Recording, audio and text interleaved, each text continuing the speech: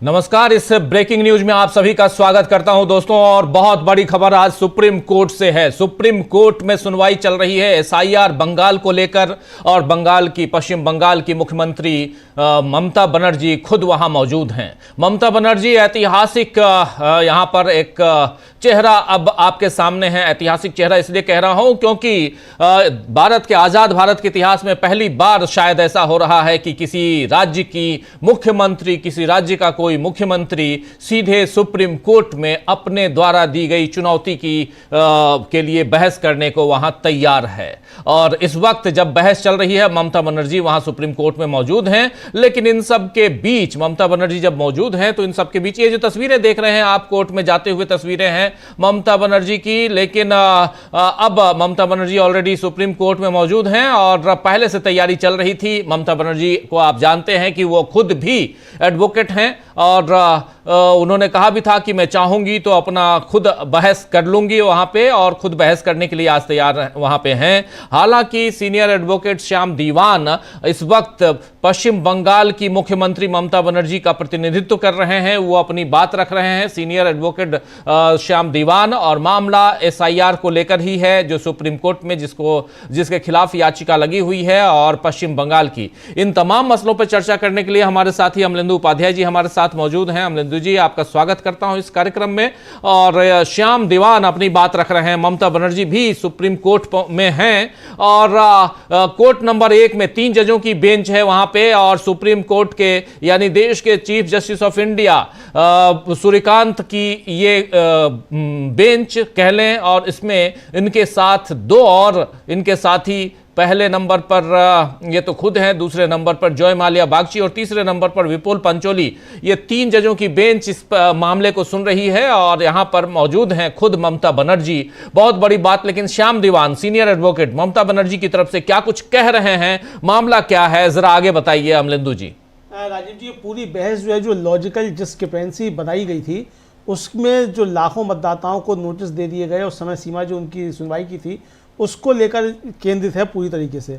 और श्याम दीवान जो है सीनियर एडवोकेट, वो ममता बनर्जी की तरफ से उपस्थित हुए हैं, और उन्होंने शीर्ष अदालत को बताया कि मतदाता सूची के फाइनल पब्लिकेशन में केवल 11 दिन शेष बचे हैं। सभी आपत्तियों सुनवाइयों को निपटाने के लिए मात्र 4 दिन बचे हैं।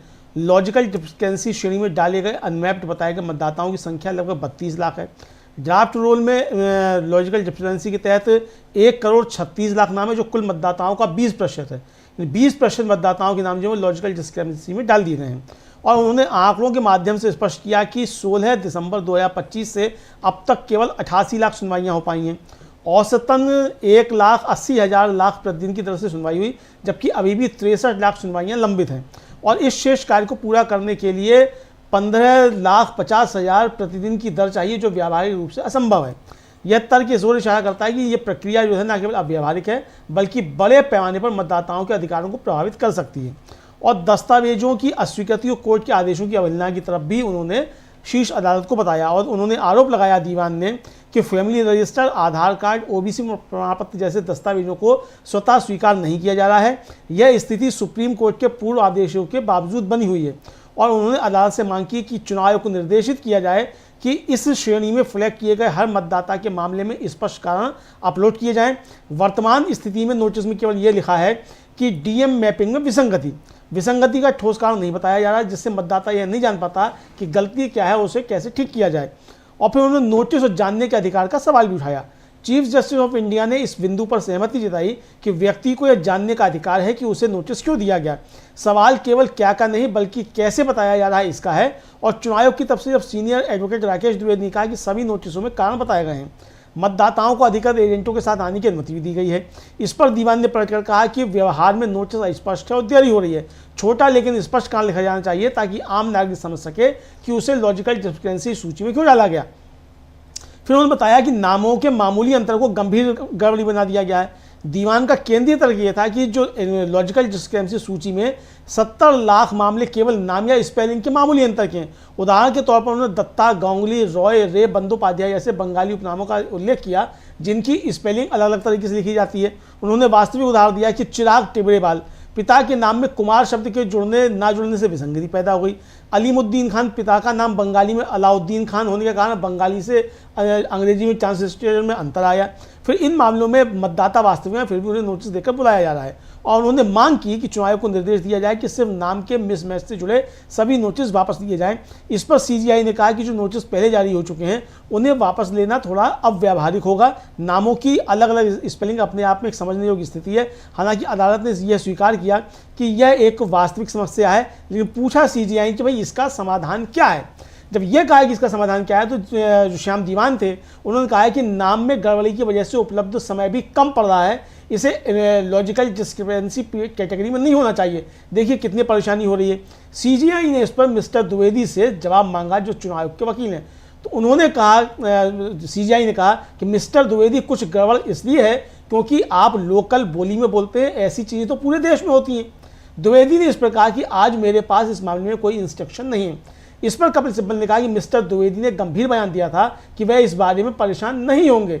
जस्टिस बागची ने पूछा कि मिस्टर द्विवेदी, बंगाल में आपको मिस्टर द्विवेदी कहा जाएगा, बंगाली भाषा में वाह नहीं होता है। सीजीआई ने कहा कि मेरा नाम सही बोला जाएगा, तो ममता बनर्जी ने कहा नहीं सर ऐसा नहीं होगा, आपका नाम ममता बनर्जी यहाँ खड़ी होती हैं। हाँ, ममता बनर्जी खड़ी होती हैं। उन्होंने कहा नहीं सर ऐसा नहीं होगा, यानी आपका नाम भी सही नहीं बोला जाएगा। जी बिल्कुल बिल्कुल बिल्कुल, यहाँ ममता बनर्जी भी अब खड़ी हो गई हैं और वो भी अपनी बात रख रही हैं। ममता बनर्जी सहित यहाँ श्याम दीवान इधर से बात कर रहे हैं। ममता बनर्जी भी यहाँ कोर्ट में खड़ी हैं, अपना केस खुद ममता बनर्जी लड़ रही हैं, उनका साथ देते हुए श्याम दीवान सीनियर एडवोकेट हैं और वो अपनी बात रख रहे हैं। कपिल सिब्बल भी यहाँ पे हैं, कपिल सिब्बल भी यहाँ अपनी बात रखने के लिए मौजूद हैं। तो एक बहुत ही शानदार यहाँ पर बहस चल रही है और इस बहस का आंखों देखा हम आप तक पहुंचा रहे हैं। अलग अलग ढंग से कैसे आप इन चीजों को आपको समझने की जरूरत है कि ये जो मामला है ये बहुत महत्वपूर्ण इसलिए हो जाता है क्योंकि देश में ये पहली दफा हो रहा है कि कोई मुख्यमंत्री खुद अपना केस यहां लड़ने के लिए मौजूद है और वो केस लड़ रही हैं कोई मुख्यमंत्री। इससे ज्यादा और क्या हो सकता है। और यहां नाम को लेकर चर्चा चल रही है कि जैसे कहते हैं ना कि नाम में क्या रखा है, लेकिन यहां नाम में ही बहुत कुछ रखा हुआ है क्योंकि कहीं दत्ता है दात्ता लिख दिया गया, कहीं द्विवेदी हो जाएगा ये कह रहे हैं क्योंकि बंगाल में, पश्चिम बंगाल में वो की जगह ब का इस्तेमाल करते हैं। चुनाव आयोग में, सुप्रीम कोर्ट में सबसे अच्छे वकील हैं मिस्टर दीवान, मिस्टर सिब्बल और सबसे अच्छे लोग हमारी मदद के लिए मौजूद हैं। फिर सीजीआई ने कहा कि 19 जनवरी को मिस्टर सिब्बल ने राज्य को हो रही प्रक्रियात्मक दिक्कतों के बारे में बताया था, तब निर्देश जारी किए गए थे। आज आपकी याचिका में कुछ और मुद्दे उठाए गए हैं। हर समस्या का समाधान होता है, हमें सुनिश्चित करना होगा कि समाधान निकले और कोई भी निर्दोष व्यक्ति छूटे नहीं। एक मकसद है मरे हुए लोगों को हटाना, फिर उन्हें हटाना जो अयोग्य हैं और फिर प्रवासी असली लोग लिस्ट में बने रहें। सीजीआई ने कहा लेकिन इस तरह की गलती की वजह से नेक लोगों को छोड़ा नहीं जा सकता। इस पर सीनियर एडवोकेट डीएस नायडू खड़े हुए, उन्होंने कहा कि हमें नहीं पता कि शिकायत क्या है क्योंकि हमें कोई नोटिस नहीं मिला है। ममता बनर्जी ने कहा कि कृपया मुझे बोलने दीजिए। सीजीआई ने कहा कि पूरी प्रक्रिया की एक समय सीमा होती है, हमने इसे 10 दिन के लिए बढ़ाया था और अब सिर्फ 4 दिन बचे हैं, हम आपको 1 हफ्ते की छूट नहीं दे सकते। जी 1 हफ्ते की छूट नहीं दे सकते, लेकिन यहां पर ममता बनर्जी भी खड़ी हैं। वरिष्ठ वकील कपिल सिब्बल भी कह रहे हैं कि राकेश द्विवेदी ने गंभीर बयान दिया है कि इस तरह की विसंगति, और इस पर द्विवेदी ने कल तक का समय मांगा कल तक के लिए कई विसंगतियां हैं नाम को लेकर। यहां पर फिर वहां अनुवाद संबंधी कठिनाइयों पर भी बातचीत हुई, सीजीआई ने पूछा। फिर मुख्य न्यायाधीश यानी सीजीआई जस्टिस सूर्यकांत कह रहे हैं कि अगर राज्य सरकार बांग्ला और स्थानीय बोली से परिचित लोगों की एक टीम उपलब्ध कराती है, वो जांच करें और चुनाव आयोग को बताएं कि स्थानीय बोली में गलती है, इसमें मदद मिलेगी। यहां पर मदद कैसे मिलेगी, नाम को लेकर जो चक्कर है उसको कैसे दूर किया जाए। इस पर ममता बनर्जी खड़ी होती कह रही हैं कि मैं यहां स्पष्ट कर सकती हूं, मैं उसी राज्य से हूं, मैं आपकी कृपा से यहां हूं, न्यायालय को मेरा प्रणाम, बहुत बहुत धन्यवाद। यहां साफ साफ कह रही हैं कि आप सबको मैं प्रणाम करती हूं, बहुत बहुत धन्यवाद देती हूं कि आप लोगों ने मुझे इतना मौका दिया कि मैं यहां आ पाई। विपक्षी वकीलों को भी मेरा विनम्र प्रणाम कह रही हैं। राकेश द्विवेदी सहित तमाम विपक्षी वकीलों को भी विनम्र प्रणाम करती हूं। समस्या यह है कि जब सब कुछ समाप्त हो जाता है, जब हमें न्याय नहीं मिलता, तब जब हम न्याय के दरवाजे पर दस्तक देते हैं तब हमें लगता है कि हमें कहीं न्याय नहीं मिलेगा। मैंने चुनाव आयोग को खत लिखे हैं, मैं कोई बहुत महत्वपूर्ण व्यक्ति नहीं हूं, मैं अपनी पार्टी के लिए नहीं लड़ रही हूं, मैं अपने राज्य के लिए लड़ रही हूं। और उसके बाद कह रही हैं यहां ममता बनर्जी कि मुख्य न्यायाधीश अपनी बात रख रही हैं, लेकिन इसी बीच सीजेआई कह रहे हैं, चीफ जस्टिस ऑफ इंडिया, कि पश्चिम बंगाल राज्य ने भी अपने अधिकार से एक याचिका दायर की है। इस अदालत के सर्वश्रेष्ठ वकीलों में से एक कपिल सिब्बल भी मौजूद हैं और 19 जनवरी को कपिल सिब्बल ने राज्य की प्रक्रियात्मक कठिनाइयों और उन मामलों के बारे में बताया जहां राज्य को पश्चिम बंगाल के वास्तविक निवासियों को बाहर किए जाने की वास्तविक आशंका थी।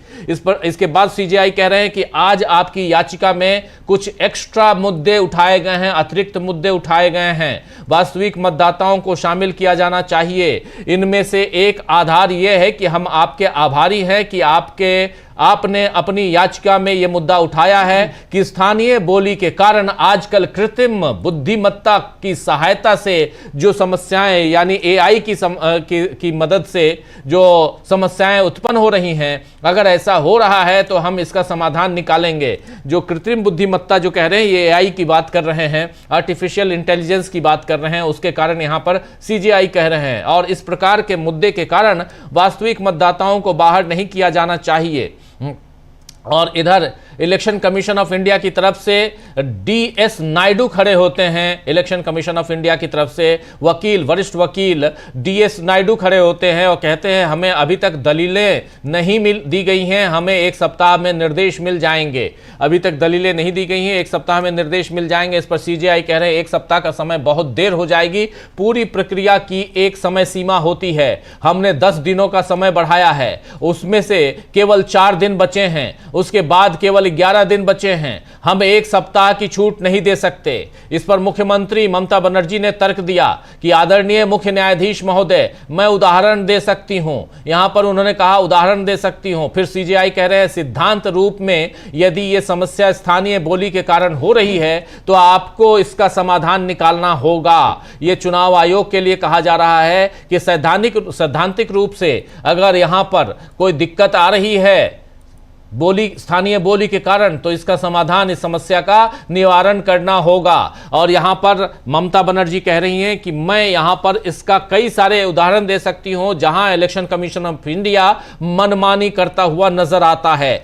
10 दिन का समय already election commission of India को पहले से कुछ चीजों के लिए दिया गया है और यह वहां एक सप्ताह का समय ये और मांग रहे हैं, जबकि वही कहा जा रहा है कि 4 दिन बचे हैं, एक सप्ताह और मांगेंगे तो 7 और 4 11 दिन हो जाएंगे। आप इतना दिन हमसे समय मांगेंगे, हम वो नहीं दे सकते, इतना समय नहीं दे सकते। लेकिन आगे ममता बनर्जी, राकेश द्विवेदी, डीएस नायडू दोनों इलेक्शन कमीशन ऑफ इंडिया की तरफ से, ममता बनर्जी और उनके साथ कपिल सिब्बल और पूरी की पूरी टीम, अभिषेक मनु सिंघवी की भी टीम है इसमें, ये सब सारे वकील इधर हैं और श्याम दीवान वरिष्ठ वकील वो भी ममता बनर्जी के साथ हैं। तो ये सारी टोली वहां पे है और बहुत ही शानदार, अभी आप लाइव भी देख रहे हैं स्क्रीन पे ही जो चल रहा है, लेकिन बहुत ही शानदार ढंग से यहां बहस चल रही है। और शानदार क्या कहें, लेकिन एक इंपॉर्टेंट पहलू यह है कि सबसे बड़ी बात यहां ममता बनर्जी खुद खड़ी हैं, अपनी बात रख रही हैं। आगे क्या कुछ होता है अमलेंदु जी, क्या हो रहा है? राजीव जी, सीजेआई ने कहा सिद्धांत रूप में अगर यह मुद्दा स्थानीय बोली के कारण हो रहा है तो क्या आपको समाधान लेकर आना होगा। सीजेआई ने कहा कि अगर रॉय, दत्ता, गांगुली वगैरह को छोड़ा जा रहा है, हमें नहीं पता कि टैगोर का उच्चारण कैसे होता है, लेकिन इसका मतलब यह नहीं कि टैगोर नहीं है। फिर ममता बनर्जी ने कहा मैं आपको उदाहरण दे रही हूँ, मैं आपको तस्वीरें दिखा सकती हूँ, यह मेरी तस्वीर नहीं है, यह प्रमुख अखबारों की है। एसआईआर प्रक्रिया सिर्फ नाम हटाने के लिए, मान लीजिए शादी के बाद एक बेटी ससुराल जाती है, सवाल यह है कि वे पति का सरनेम क्यों इस्तेमाल कर रही है वगैरह, ये वही कर रहे हैं। कुछ बेटियाँ जो ससुराल चली गई उन्हें एक तरफा हटा दिया गया। कभी कभी गरीब लोग फ्लैट खरीदते हैं, कभी कभी वे शिफ्ट हो जाते हैं, लेकिन सभी को हटा दिया जाता है। उन्होंने आपके आदेश का उल्लंघन किया और यह कहा कि यह गलत मैपिंग है। फिर ममता बनर्जी ने कहा कि वे कहते हैं कि आधार के साथ हमें एक और सर्टिफिकेट चाहिए, दूसरे राज्यों में डोमिसाइल, जाति प्रमाण पत्र वगैरह कुछ की अनुमति नहीं है। उन्होंने चुनाव की पूर्व संध्या पर सिर्फ पश्चिम बंगाल को निशाना बनाया। वे 2 महीने में कुछ ऐसा करना चाहते थे जिसमें 2 साल लगते हैं। जब लोग बाहर थे तो उन्होंने ऐसा किया, बीएलओ ने अपनी जान ले ली और उन्होंने चुनाव अधिकारियों को दोषी ठहराया। यह उत्पीड़न के कारण है, पश्चिम बंगाल को निशाना बनाया गया है, असम को क्यों नहीं, 2 बार ममता बनर्जी ने यह रिपीट किया। इस पर सीजीआई ने कहा कि आधार के बारे में सर वैलिडिटी के मुद्दे पर हमने फैसला सुरक्षित रख लिया है और इसलिए हम इस मुद्दे पर टिप्पणी नहीं कर सकते। आधार कार्ड की भी अपनी सीमाएं हैं। अब गड़बड़ी वाले हिस्सों पर आते हैं। अधिकारियों की एक टीम ने और चुनाव आयोग उन्हें वेरीफाई करने के लिए ले जाए और देखे कि नाम कैसे मेल नहीं खा रहे हैं। आइए उन्हें एक दिन का समय दें। ममता बनर्जी ने कहा कि ईआरओ की अब कोई भूमिका नहीं है। बीजेपी शासित राज्यों से माइक्रो ऑब्जर्वर नियुक्त किए गए हैं नाम हटाने के लिए। पहले चरण में 58 लाख नाम हटा दिए गए। इतने सारे लोगों को मृत घोषित कर दिया गया। चुनाव आयोग या व्हाट्सएप आयोग यह सब कर रहा है, ये ममता बनर्जी ने कहा। और ममता बनर्जी ने कहा कि वे डोमिसाइल सर्टिफिकेट वगैरह नहीं दे रहे हैं। हमने राज्य सरकार को कई बार लिखा कि 2 अधिकारियों को दी, ये उन्होंने कहा अब इन्होंने चुनाव आयोग की तरफ से कि हमने राज्य सरकार को कई बार लिखा कि क्लास 2 अधिकारियों को ईआरओ के तौर पर नियुक्त किया जाए। सिर्फ 80 अधिकारी दिए गए, गलती उनकी है, इसलिए हमने माइक्रो ऑब्जर्वर नियुक्त किए, ये द्विवेदी ने कहा। जी बिल्कुल बिल्कुल बिल्कुल, यहाँ द्विवेदी अपनी बात रख रहे हैं और ओवरऑल यहाँ पर ममता बनर्जी खड़ी हैं और वो टैगोर और रविन्द्रनाथ ठाकुर, यहाँ टैगोर और ठाकुर आप समझ सकते हैं कितना परिवर्तन, और ये सारी बातें यहाँ बताते हुए कि किस ढंग से परिस्थितियाँ यहाँ बदलती हुई नजर आती हैं। जब आप सीधे सीधे अगर कोई लड़की, उसकी शादी हो गई, वो चली गई और वहाँ ससुराल में उसका सरनेम कुछ और हो गया, किसी ने घर खरीद लिया, ये सारी चीज़ें यहाँ पर हैं। और ये मुख्य रूप से ये इलेक्शन कमीशन ऑफ इंडिया चुनाव से पहले यहां हमें परेशान करना चाहता है। ये साफ यहां अगर कहा जाए तो ममता बनर्जी यहां कहने की कोशिश कर रही हैं। चीफ यहां CJI chief justice of India कह रहे हैं कि आधार कार्ड की अपनी सीमाएं हैं, इसका क्या महत्व होगा ये अभी तय होना बाकी है। आपने जीवन रेखा का मुद्दा उठाया है, लाइफलाइन की बात की है, अधिकारियों की एक टीम भेजी जा सकती है जिसमें यहां कई लोगों ने जो आत्महत्या की है उसकी भी बात यहां उठाई गई, और अधिकारियों की एक टीम भेजी जा सकती है। चुनाव आयोग उन्हें सत्यापन के लिए ले जा सकता है। हम उन्हें एक दिन का समय दे देंगे, ये कह रहे हैं। मुख्यमंत्री कह रही हैं उसके बाद कि ईआरओ के पास कोई अधिकार नहीं है, उन्होंने ईआरओ से सभी अधिकार छीन लिए हैं। 8300 सूक्ष्म पर्यवेक्षक भाजपा शासित राज्य से सूक्ष्म पर्यवेक्षक कार्यालय में बैठे सभी लोगों के नाम हटा सकते हैं। उन्होंने फॉर्म 6 दाखिल करने की अनुमति नहीं दी है। लाखों नाम हटाए गए हैं। कई जीवित लोगों को मृत घोषित किया गया है, वे महिला विरोधी हैं, ये कह रही हैं ममता बनर्जी। फिर मुख्य न्यायाधीश कह रहे हैं हम निर्देश देंगे कि प्रत्येक दस्तावेज पर अधिकृत बीएलओ द्वारा हस्ताक्षर किए जाएं। यहां पर सीजेआई कह रहे हैं। मुख्य यहां पर महासचिव तुषार मेहता यहां खड़े होते हैं। तुषार मेहता खड़े होते हैं और तुषार मेहता कहते हैं सरकार एक मामले में पक्षकार है, सरकार एक मामले में पक्षकार है। इसके बाद द्विवेदी खड़े होते हैं, कहते हैं हमने राज्य सरकार को कई पत्र लिखकर श्रेणी 2 के अधिकारी उपलब्ध करने को कहा है ताकि ईआरओ नियुक्त किए जा सकें। उन्होंने उस रैंक के लगभग 80 अधिकारी दिए हैं, बाकी निचले रैंक के हैं, इसलिए हमने सूक्ष्म पर्यवेक्षक नियुक्त करने पड़े। हमें गलती उनकी है, सूक्ष्म पर्यवेक्षक की नियुक्ति वैध थी, कह रहे हैं। इस पर ममता बनर्जी कहती हैं कोई वैधानिक नियम नहीं है। इस पर द्विवेदी कह रहे हैं अगर राज्य सरकार सहयोग नहीं कर रही है तो कोई दूसरा विकल्प नहीं है, यहां पर कह रहे हैं द्विवेदी। इसके बाद फिर आगे बात बनती है और बढ़ती है, कह रहे हैं ये एक अहम सवाल है और एसआईआर को सिर्फ 3 महीने में क्यों पूरा किया गया, यहां सवाल ये भी, ये तार्किक विसंगति का नाटक क्या है, ये सारी बातें यहां चल रही हैं अमलेंदु जी। हाँ बिल्कुल, और एसजी मेहता ने इस पर कहा कि ये मामले में चुनाव आयोग का हलफनामा है उसे भी लिस्ट किया जाए। ममता बनर्जी ने कहा कि ये सही नहीं है, कृपया मेरी बात सुने। हमारे पास 23 जिले हैं, एसडीएम जिले के हिसाब से निर्भर हैं। हमने सभी क्लास 2 अधिकारियों को दिया है, वे जो कह रहे हैं उसमें मुझे विश्वास नहीं है। दूसरे चरण में 1,30,00,000 लोगों को छोड़ दिया गया है। उन्होंने माइक्रो ऑब्जर्वर के जरिए पश्चिम बंगाल को निशाना बनाया है और पश्चिम बंगाल के लोगों को कुचलने की कोशिश की है। लॉजिकल विसंगति सूची को हटाया नहीं जा सकता, यह मेरा निवेदन है। सीजीआई ने कहा कि हम इसे सोमवार को सुनेंगे, कृपया हमें उन अधिकारियों की सूची दें जिन्हें आप दे सकते हैं। चुनाव आयोग का कहना है कि चुनाव आयोग अधिकारियों के प्रति दुश्मनी का माहौल है। ये तुषार मेहता ने कहा कि मतलब पश्चिम बंगाल में जो चुनाव आयोग से अधिकारी जा रहे हैं उनके खिलाफ दुश्मनी का माहौल है। ये एसजी तुषार मेहता कह रहे हैं कि चुनाव आयोग के जो अधिकारी जा रहे हैं उनके साथ दुश्मनी का माहौल यहां बनाया गया है। लेकिन यहां ममता बनर्जी अपनी बात रख रही हैं और सीजेआई यहां पर चीफ जस्टिस ऑफ इंडिया भी अपनी बात रख रहे हैं, कह रहे हैं कि क्या मैं आपसे कुछ कहूं मेरे विरोधी वकील ने कहा है ये सही है, ये एक्चुअली जो कहा जा रहा है ये द्विवेदी कह रहे हैं। द्विवेदी कह रहे हैं यहाँ पे इनसे सीजेआई से, और यहाँ और ये कि क्या मैं आपसे कुछ कहूँ, मेरे विरोधी वकील ने कहा है ये सही नहीं है। और यहाँ पर फिर कहा जा रहा है कि ममता बनर्जी, हमें दीवान की योग्यता पर कोई संदेह नहीं है, आपकी बात सही है। यहाँ ममता बनर्जी को सीजेआई कह रहे हैं। फिर सीजेआई कह रहे हैं ये जिले पर निर्भर करता है, एसडीएम जिले पर निर्भर करता है, हमारे पास जितनी भी संख्या है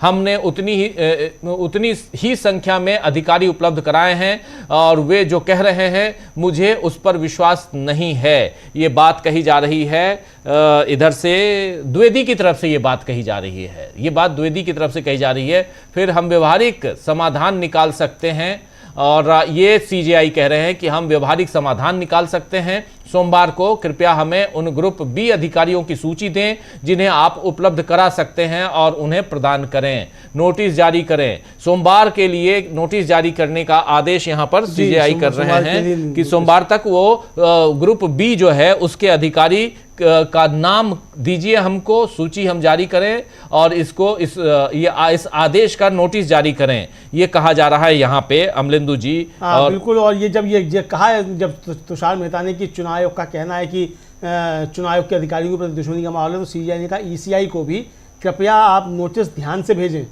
आप जाने माने लेखकों वगैरह को बाहर नहीं कर सकते। जिस तरीके से अमर्त्य सेन को भेज दिया गया, और वो गोस्वामी जो है क्रिकेटर उनको भी भेज दिया गया राजीव जी। इस पर senior advocate Gopal S Shankar Narayan ने कहा कि हर लिस्ट में बिना किसी कानूनी आधार के नए मुद्दे ला रहे हैं। सीजीआई ने कहा कि दोनों याचिकाओं पर नोटिस जारी करें। सुनवाई के दौरान एसजी कहते हैं कि एक और याचिका है जिसमें चुनाव आयोग द्वारा दायर हलफनामे का इस मामले पर कुछ असर पड़ेगा, उस मामले को भी सोमवार को लिया जाए, हम सोमवार को सुनवाई करेंगे। और फिर सीजीआई ने कहा कि ईसीआई से कृपया नोटिस ध्यान से भेजें, ये उन्होंने कहा। फिर और कहा कि दोनों याचिकाओं पर नोटिस जारी करें। सुनवाई के दौरान एसजी कहते हैं कि एक और याचिका है जिसमें ईसीआई का दायरा किया गया, हलफनामा इस मामले पर असर डालेगा, उस मामले को भी सोमवार को लिया जाए, हम इस पर सोमवार को सुनवाई करेंगे।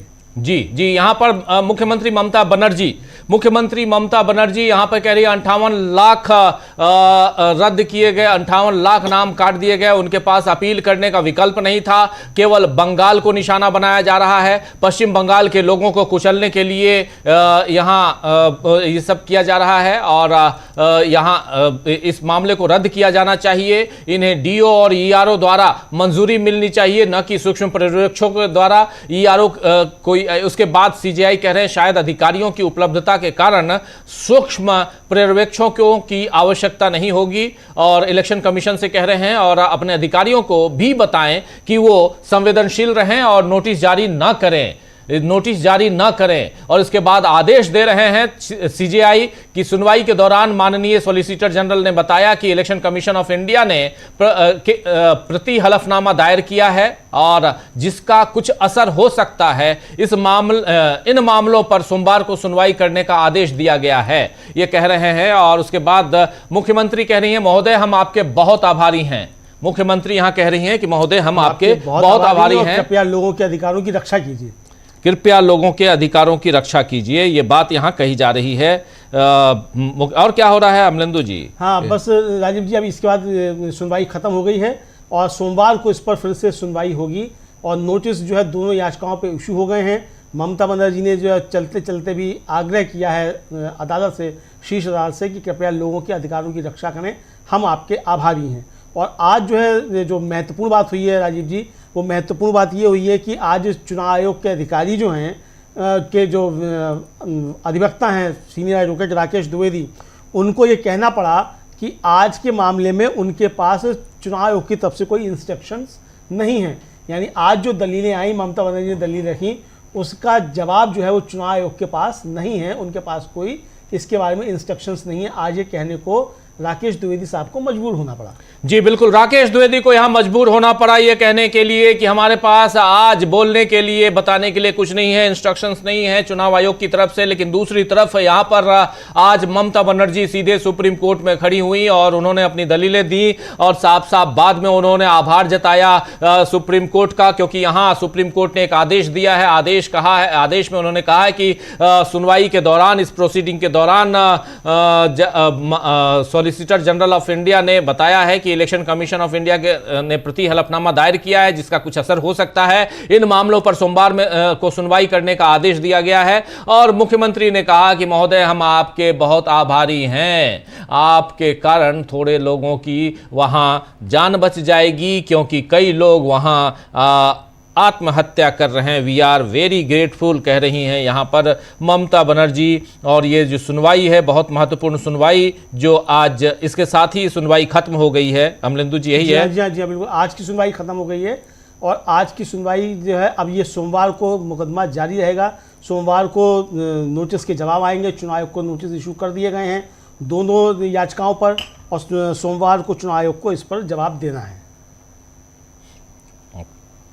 जी जी जी, बिल्कुल। यहाँ पर और ये भी कहा गया है, सीजीआई ने कहा है कि अगर अधिकारी जो माइक्रो ऑब्जर्वर्स जो रखे गए, सूक्ष्म पर्यवेक्षक रखे गए हैं, अगर शायद एक अधिकारी उपलब्ध हो जाने पर, ऐसे एक बार ये अधिकारी उपलब्ध हो जाएंगे तो हम माइक्रो ऑब्जर्वर्स को हटा देंगे।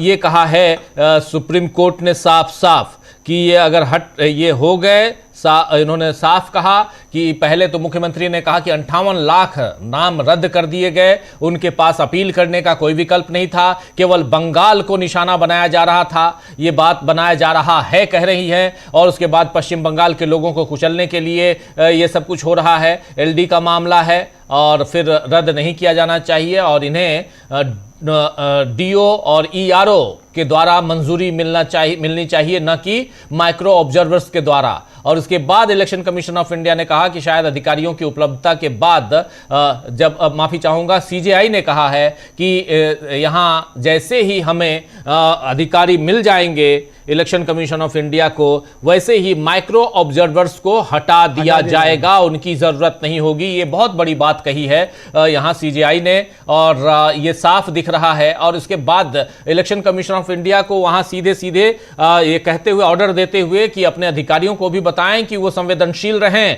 और नोटिस जारी ना करें, संवेदनशीलता यहां दिखाएं, यहां सेंसिटिविटी की जरूरत है और नोटिस ना जारी करें। यह बहुत बड़ी बात यहां कही है सीजेआई ने। और इसके बाद ममता बनर्जी, चूंकि ये ऑर्डर है, इसके बाद ममता बनर्जी वहां कहती हैं कि बहुत बहुत शुक्रिया आपका। और लेकिन सुनवाई के दौरान माननीय सॉलिसिटर जनरल ने बताया, ये सारी बातें वहां कही जा रही थी। लेकिन बहुत महत्वपूर्ण है यहां अमलेंदु जी की आज एक ऐतिहासिक दिन है। ममता बनर्जी जो मुख्यमंत्री हैं, राज्य की मुख्यमंत्री हैं, वो पश्चिम बंगाल की मुख्यमंत्री, और वो खुद खड़ी हुई और उन्होंने अपनी बातें रखी। इससे एक ये भी आता है सामने कि अगर आपने लॉ की पढ़ाई की है, आप भले प्रैक्टिसिंग लॉयर नहीं हैं, लेकिन आप जब चाहें तो अपने अधिकारों के लिए जाकर वहां न्यायाधीश के सामने आप खड़ी हो सकते हैं या खड़े हो सकते हैं। इससे बेहतर और क्या हो सकता है। एक एग्जाम्पल, एक उदाहरण दिया है आज ममता बनर्जी ने यहाँ पे। बिल्कुल बिल्कुल राजीव जी, ममता बनर्जी ने उदाहरण दिया है कि ममता बनर्जी वास्तव में जो है वो संसद से सड़क तक और अदालत तक जो है वो लड़ाकू प्रवृत्ति की हैं और जनता के अधिकारों के लिए लड़ती हैं। ये आज उन्होंने साफ तौर पे जाहिर कर दिया और ये बहुत बड़ी बात है कि एक राज्य की मुख्यमंत्री जो है वो जनता के अधिकारों के लिए जो है वो पहुंच रही है सुप्रीम कोर्ट और वहां जाकर बहस कर रही है। ये साफ तौर पर राजीव जी एक बड़ी बात है। ये समझा जा सकता है कि ममता बनर्जी ने एक नई नज़ीर जो है वो पेश की है बाकी राजनीतिज्ञों के लिए भी कि सरकार, जो केंद्र की सरकार है, अगर वो इस तरीके से उतर आए तो उससे किस तरीके से लड़ा जाता है। ये भी एक मिसाल जो है वो ममता बनर्जी ने राजीव जी पेश की है। बिल्कुल बिल्कुल बिल्कुल, आप सही कह रहे हैं। एक मिसाल है यहाँ पे, एक नज़ीर पेश की है यहाँ पर ममता बनर्जी ने। और ये बहुत ज़रूरी है इसको यहाँ समझना कि ममता बनर्जी जिस ढंग से यहाँ पेश हुई और बहुत ही अदब के साथ, ममता बनर्जी जिस प्रवृत्ति की हैं, थोड़ा सा वो झुंझला जाती हैं, थोड़ा वो एक लड़ाकू प्रवृत्ति जिसको कहते हैं। लड़ाकू इसका मतलब ये नहीं कि हर जगह लड़ने वो चले आती है, लेकिन फिर भी। अब यहाँ कपिल सिब्बल शायद दिख रहे थे स्क्रीन पे, लेकिन मुझे लगता है कि ममता बनर्जी बाहर निकलकर शायद प्रेस कॉन्फ्रेंस भी करें, प्रेस को संबोधित भी करें। हम इंतजार कर रहे हैं जैसे ही ममता बनर्जी बाहर निकलती हैं, क्योंकि अब ये सुनवाई पूरी हो चुकी है और जैसे ममता बनर्जी निकलती हैं वैसे ही प्रेस को शायद वो सुनवाई करें, सुनवाई के बारे में, दलीलों के बारे में कुछ बात करें, वो रखें यहाँ पर। बिल्कुल हो सकता है राजीव जी कि वो आएँ और आकर के बात करें। और चूंकि अब बाहर निकलेंगी जब ममता बनर्जी, तो जाहिर सी बात है मीडिया उनको घेरेगा ही और वहाँ लोग उनसे सवाल पूछेंगे। अभी चूंकि तुरंत अभी सुनवाई समाप्त हुई है, तो ममता बनर्जी जब बाहर तक आएंगी, जहाँ तक मीडिया कर्मी होंगे, तो वहाँ तक आने में थोड़ा समय लगता है, तो इसलिए थोड़ा समय लग रहा होगा। और ममता बनर्जी निश्चित तौर पर बात करेंगी, और वो तो अपने साथ पूरा माइक वाइक सब लेकर चलती हैं, कैमरा सब, अपनी टीम पूरी लेकर चलती हैं ममता बनर्जी। और अभी जब बंग भवन घेर लिया था दिल्ली पुलिस ने, तो वो अपने ही कैमरामैन और माइक लेकर सब जो थी वो मौजूद थी वो बात करने के लिए। तो ये ममता बनर्जी इसलिए लगता है कि बात अवश्य करेंगी। जी, लगता है कि वो बात जरूर करेंगी, अवश्य करेंगी। लेकिन यहाँ पर ममता बनर्जी ने जो अपनी बात जिस अदब के साथ रखी है, ये अपने आप में काबिल तारीफ है, क्योंकि यहाँ साफ साफ ममता बनर्जी सबसे पहले आई। उन्होंने माननीय न्यायाधीश जो तीनों बेंच है, 3 जजों की बेंच इस पूरी सुनवाई को सुन रही है, पूरे इस केस को सुन रही है, जिसमें सीजेआई बीच में बैठे हुए मुख्य रूप से वो यहाँ chief justice of India justice Suryakant और उनके बाएं साइड में और दाहिने साइड में 2 और जज बैठे हुए, जस्टिस जोय माल्या बागची और जस्टिस यहां विपुल पंचोली। ये तीनों मिलकर इन तीनों ने इस पश्चिम बंगाल एसआईआर से संबंधित 4 याचिकाओं को एक साथ उसकी सुनवाई की। 10 दिन का समय पहले से दिया हुआ है, जिसमें 6 दिन गुजर चुके हैं। एक नोटिस जारी किया गया था इसी के मामले में, आपने शुरुआत में बताई भी थी। और इस बीच ममता बनर्जी कोर्ट में उन्होंने क्या कुछ कहा है, उसकी बाइट, कोर्ट के अंदर की बाइट आप तक हम पहुंचा रहे हैं। ममता बनर्जी की जो दलीलें हैं, उन दलीलों को सीधे सीधे आप तक पहुंचाने जा रहे हैं। आइए जरा सुन लेते हैं ममता बनर्जी कोर्ट के अंदर जब अपनी बात रख रही थी, इंग्लिश में रख रही हैं, लेकिन बहुत महत्वपूर्ण क्या कह रही हैं, सुनिए जरा। May I explain you, sir? Give me time till tomorrow day afterwards, then I can get back to you. May I explain you, sir? Because in my view, Because I belongs to that state. I am a Can there be any doubt, Madam? no, sir. No, sir. I am very grateful, sir, because because of your kindness, my humble regards to my honorable Chief Justice, Mr. Bagchi and Mr. Panchali also. Panchali ji also. Thank you very much, and my humble regards to Mr. Dwivedi and others, my opponent lawyers also.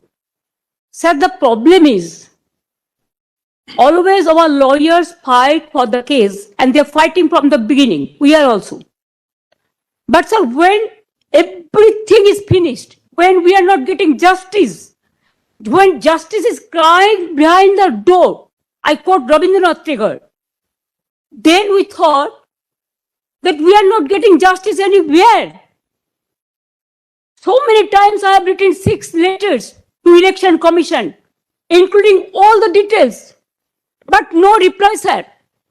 I'm a bonded labor, sir. Maybe I prefer that. I'm a very less important person. I prefer that. Sir, I am from a common family, but I am not fighting for my party.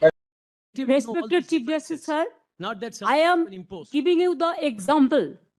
I can show you some photographs. If you allow me, only I want to submit, sir, I want to lay, because it is not my photograph. All the Bengali leading newspapers, it is reported. You'll be surprised to know the, sir, only, sir, my submission, sir. No, Sir, their SIR process is only for deletion, not for inclusion. Mismatch, not only the title, sir. Mismatch, mismap, unplanned. Now suppose a daughter after marriage, she go to the in-laws house. Now why she's changed her title? Why she's using the husband's name, husband's title? That is also mismatch. it can't be. Yes, sir, they have done it, sir. That's why we are. Now, That's sir, why we. only just want to, sir. Number 2, sir, there are some daughters who married and shifted the in-laws house. They are now also just unilaterally deleted. It is just because they shifted their houses. Sir, you will appreciate sometimes some people work some office, they go to they transferred other offices, they work somewhere. Sometimes the poor people, they purchase the flats, they shifted their addresses, but they are the genuine people are staying there. But because of the name of logical discrepancy, now they change the name. No, instead of logical discrepancy, when you gave order, sir, they have violated, and they say it is the discrepancy mapping.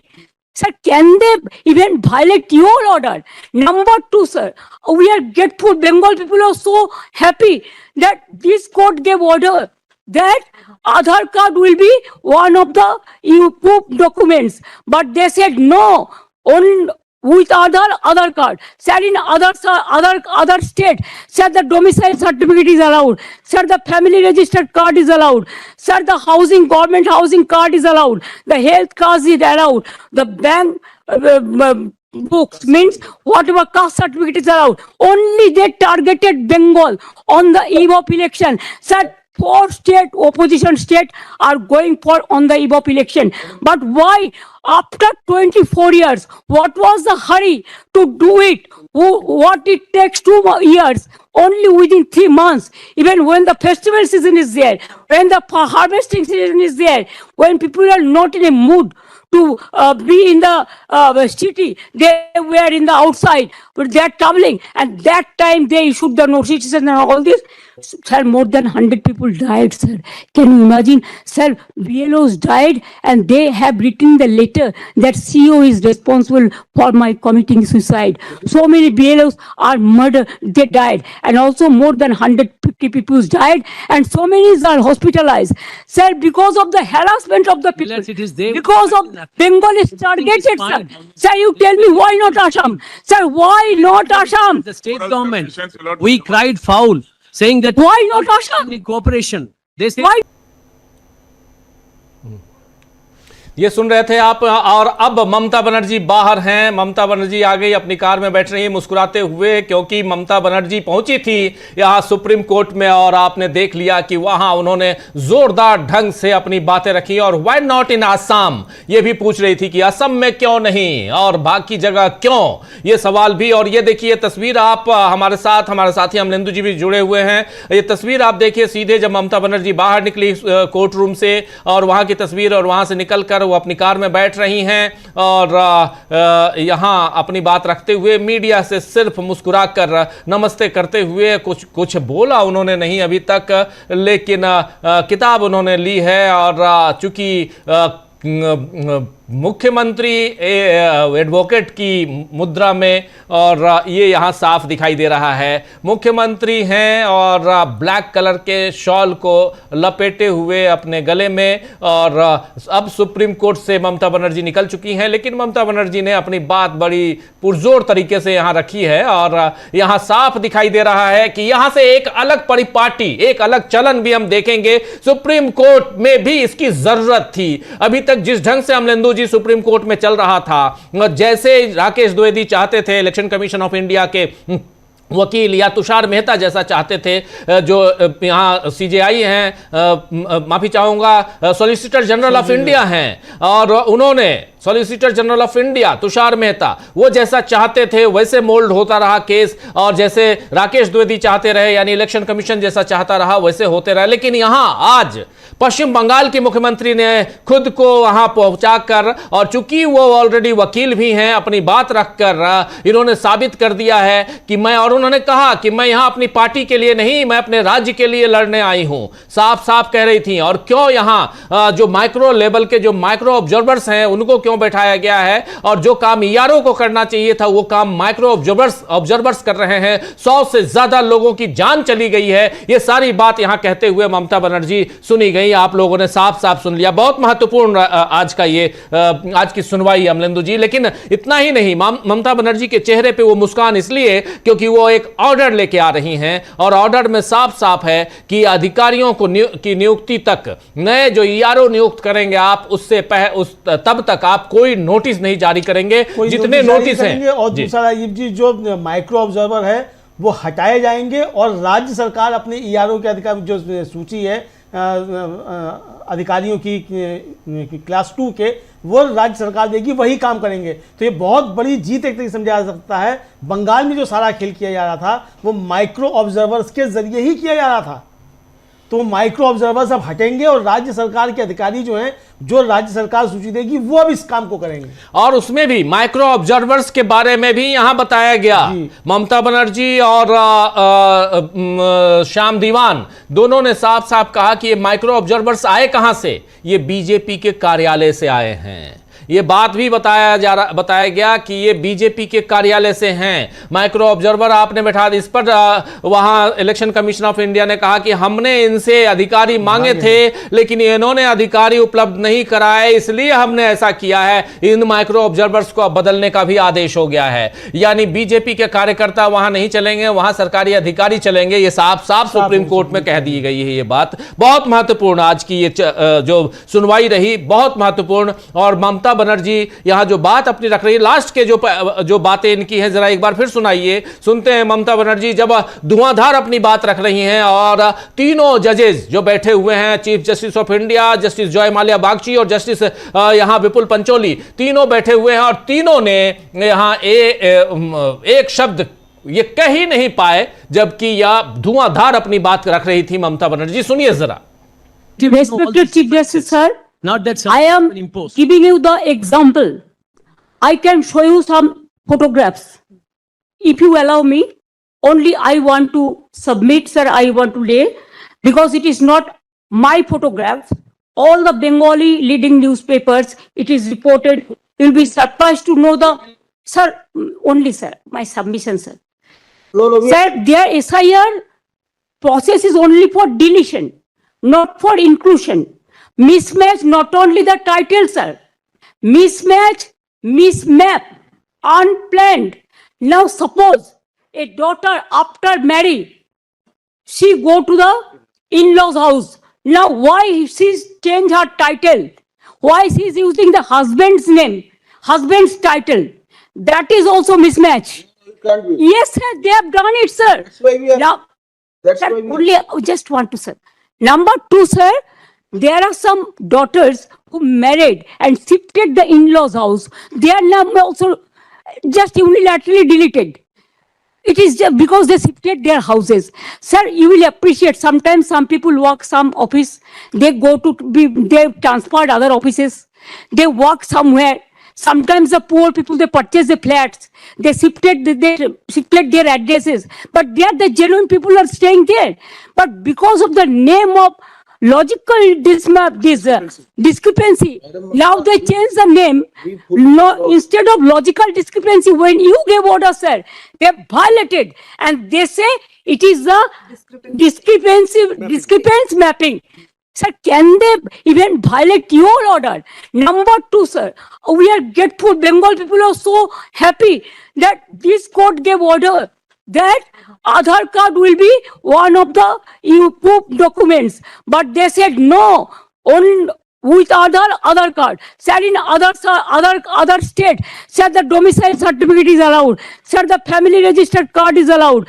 Sir, the government housing card is allowed. The health card is allowed. The bank books means whatever caste certificate is allowed. Only they targeted Bengal on the eve of election. Sir, 4 state opposition state are going for on the eve of election. But why after 24 years, what was the hurry to do it? What it takes 2 years, only within 3 months, even when the festival season is there, when the harvesting season is there, when people are not in a mood to be in the city, they were in the outside, but they are traveling, and that time they issued the notices and all this. Sir, more than 100 people died, sir. Can you imagine? Sir, BLOs died and they have written the letter that CEO is responsible for my committing suicide. So many BLOs are murdered, they died. And also more than 150 people died and so many are hospitalized. Sir, because of the harassment of the people, It is there. because of Bengal is targeted, sir. fine. Sir, you tell me why not Assam? Sir, why not Assam? The state government. May I explain you, sir? Give me time till tomorrow day afterwards, then I can get back. May I explain you, sir? Because in my view, Because I belongs to that state. I am a Can there be any doubt, Madam? no, sir. No, sir. I am very grateful, sir, because If at all- because of your This is kind If it's kindness, my humble regards to my Honorable Chief Justice, Mr. Bagchi and Mr. Panchali also, Panchali ji also. Thank you very much, and my humble regards to Mr. Dwivedi and others, my opponent lawyers also. तो सुन रहे थे आप, यहाँ अम्बल regards भी दे दिया इन्होंने, यानी तीनों जजों को जो बेंच पे हैं, जस्टिस सीजेआई ऑफ इंडिया यानी जस्टिस सूर्यकांत, जस्टिस जयमाल्या बागची और जस्टिस विपुल पंचोली, तीनों को अम्बल रिगार्ड्स के साथ साथ प्रणाम करते हुए इन्होंने अपोनेंट के भी वकील राकेश द्विवेदी को भी प्रणाम किया और इसके बाद अपनी बात उन्होंने खत्म की। शुरुआत में भी उन्होंने अपनी बात इसी ढंग से रखी थी, बहुत ही यहाँ अम्बली यहाँ पर नजर आई ममता बनर्जी, लेकिन उन्होंने जब अपनी बातें रखना शुरू की तो आपने देख लिया, सुन लिया कि उन्होंने किस अंदाज में और कितना एग्रेसिव नोट पे उन्होंने बातें रखी हैं। और हो भी क्यों नहीं, क्योंकि जिस ढंग से इनजस्टिस की बात वो रख रही थी और वो साफ वहां दिखाई भी देता है अमलेंदु जी, इसलिए यहां इनकी बात बहुत महत्वपूर्ण हो जाती है। इलेक्शन कमीशन ऑफ इंडिया कुछ नहीं बोल पाया, यानी उनके वकील साहब कुछ नहीं बोल पाए तो तुषार मेहता खड़े हो गए, वो उन्होंने सबमिशन अपना किया। लेकिन यहां सबसे बड़ी जीत यहां पर ममता बनर्जी की ये है कि वो ऑर्डर लेके जा रही हैं। ऑर्डर इस बात की का ऑर्डर कि आपको जो माइक्रो ऑब्जर्वर्स हैं, सूक्ष्म पर्यवेक्षक जो हैं, इनको हटाना होगा। इलेक्शन कमीशन ऑफ इंडिया को कह दिया गया कि माइक्रो ऑब्जर्वर्स को आप हटाइए, अधिकारियों की चिंता मत कीजिए। ममता बनर्जी ने कहा है कि अधिकारी हम देंगे और ईआरओ, जब अधिकारी यहां पर होंगे, बी ग्रेड अधिकारी की डिमांड की गई है और वो अधिकारी होंगे तो ये माइक्रो ऑब्जर्वर्स हटा दिए जाएंगे और ये काम इनको सोमवार से पहले करना होगा। सोमवार से पहले करना है और आज है बुधवार, क्योंकि सोमवार को इन्होंने कहा है चीफ जस्टिस ऑफ इंडिया ने कि जब हम सुनवाई करेंगे तो इस मसले पे भी बात करेंगे। तो बहुत ही इंपॉर्टेंट ढंग से यहां पर बात रखी है ममता बनर्जी ने, अमलेंदु जी। लेकिन एक परिपाटी भी, एक नई परिपाटी यहां नजर आती है, जरा उसकी चर्चा भी जरूरी है। कैसे आप देखते हैं इस पूरे केस को? देखिए राजीव जी, ये पूरा केस काफ़ी ज़्यादा महत्वपूर्ण हो गया और एक राज्य की मुख्यमंत्री जो है वो खुद जाकर अगर इस तरीके से अपनी बात रख रही हैं और अदालत में पहुंच रही हैं, हालांकि उन्होंने कहा कि मैं मुख्यमंत्री के तौर पे नहीं, मैं एक आम नागरिक के तौर पर जाऊंगी, लेकिन ये भी बड़ी बात है कि अगर एक मुख्यमंत्री आम नागरिक के तौर पर जाए और उन्होंने कहा भी वहाँ कि मैं अपने को बचाने के लिए नहीं आई हूँ सुप्रीम कोर्ट तक, मैं आम नागरिक के अधिकारों को बचाने के लिए आई हूँ और आपसे भी निवेदन है कि आप आम नागरिक के अधिकार को बचाइए। सुप्रीम कोर्ट से भी उन्होंने ये बात राजीव जी कही, तो ये समझा जा सकता है कि ये साफ तौर पर कि ममता बनर्जी ने जिस तरीके का कदम उठाया है ये एक देश की राजनीति में नए तरीके का कदम है और अदालतों के ऊपर जो दबाव बनाने की कोशिशें केंद्र सरकार के द्वारा की जाती हैं उनकी एक काट के तौर पर भी इसको देखा जा सकता है कि अगर केंद्र सरकार अदालतों के ऊपर दबाव बनाने की कोशिश करेगी तो राज्य सरकारें भी फिर अदालतों तक सीधे सीधे इस तरीके से पहुंच सकती हैं। और जो कहा था जस्टिस सूर्यकांत जब गए थे पश्चिम बंगाल और उनकी मौजूदगी में जो कहा था ममता बनर्जी ने कि आप संविधान को बचाइए, आप संविधान के कस्टोडियन हैं, तो ये बात समझाने के लिए ममता बनर्जी दिल्ली तक आज आई और सुप्रीम कोर्ट में खड़ी हुई। अब देखना है कि सोमवार को भी ममता बनर्जी क्या जब सुनवाई होती है तो इसमें आती हैं कि नहीं आती हैं। जी बिल्कुल, सोमवार को भी क्या ममता बनर्जी खड़ी होंगी, क्योंकि सोमवार को फिर से सुनवाई होगी, ममता बनर्जी आएंगी या नहीं आएंगी ये देखना होगा। लेकिन उससे पहले ममता बनर्जी साफ साफ आकर उन्होंने सुप्रीम कोर्ट में, क्योंकि उन्होंने पहले भी कहा था कि जरूरत पड़ी तो मैं जाऊंगी बहस करने के लिए, मैं भी एक वकील हूं, और ममता बनर्जी गई। ममता बनर्जी के आने से पहले वहां सुरक्षा व्यवस्था जो है चाक चौबंद कर दी गई थी और वो हो भी क्यों नहीं कि सुरक्षा व्यवस्था चाक चौबंद करना भी चाहिए। लेकिन ममता बनर्जी के बारे में बहुत महत्वपूर्ण है कि आज वो पश्चिम बंगाल की मुख्यमंत्री पहली बार यहां सुप्रीम कोर्ट में खड़ी हुई हैं और अपनी बात रखी उन्होंने। और ये ममता बनर्जी के बारे में आप जान रहे हैं कि वो पार्टी के लिए, पार्टी की तरफ से नहीं, बल्कि उन्होंने साफ कहा कि मैं पार्टी की तरफ से नहीं बल्कि एक पर्सन के रूप में, एक यहाँ इंडिविजुअल नहीं बल्कि साफ साफ अपने राज्य की तरफ से, राज्य की जनता की तरफ से मैं खड़ी हो रही हूँ, ये बात उन्होंने कही। और बहुत ही महत्वपूर्ण हो जाता है यहाँ पर ये समझना कि इलेक्शन कमीशन ऑफ इंडिया जो SIR करवा रहा है, स्पेशल इंटेंसिव रिवीजन करवा रहा है, और पश्चिम बंगाल में इस इलेक्शन कमीशन ऑफ इंडिया की जो यहाँ कारगुजारियां हैं उसको यहां सामने रखते हुए ममता बनर्जी नजर आ रही थी, साफ साफ अपनी बात रखते हुए, और यहां बिना लाग लपेट के उन तमाम मामलों को, तमाम बातों को यहां उन्होंने चीफ जस्टिस ऑफ इंडिया और उनके दोनों साथियों के बीच उन्होंने अपनी बात रखी है। अमलेंदु जी, चलिए तो अब एक महत्वपूर्ण एपिसोड इस हिसाब से कि एक प्रदेश की मुख्यमंत्री, एक प्रदेश की मुखिया जो आने वाले समय में चुनाव में जाएंगी, उससे पहले किस ढंग से वहां ज्यादतियां हो रही हैं, माइक्रो लेवल के ऑब्जर्वर्स जो हैं वो नोटिसेस भेज रहे हैं, कैसे यहां नामों में और खासकर सरनेम में जो वहां पर दिक्कत आती है, टैगोर ठाकुर टैगोर हो जाते हैं, बंदोपाध्याय बनर्जी हो जाते हैं, चट्टोपाध्याय चटर्जी हो जाते हैं, लड़कियों की शादी हो गई, सरनेम चेंज हो गया तो लड़कियों के नाम काट दिए गए। बहुत कुछ ऐसा हुआ है जिसके बारे में यहाँ बात अपनी रखते हुए बताते हुए ममता बनर्जी सुनी गई, देखी गई। इसलिए ये महत्वपूर्ण हो जाता है, इंपॉर्टेंट हो जाता है कि ऐसे मसले पे, ऐसे मौके पे